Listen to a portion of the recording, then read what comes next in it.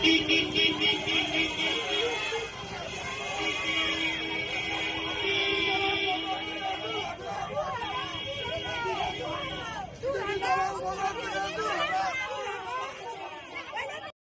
আপনি কি তাতে কি কাজে ব্যাহত হচ্ছে, আপনি কি মনে করছেন?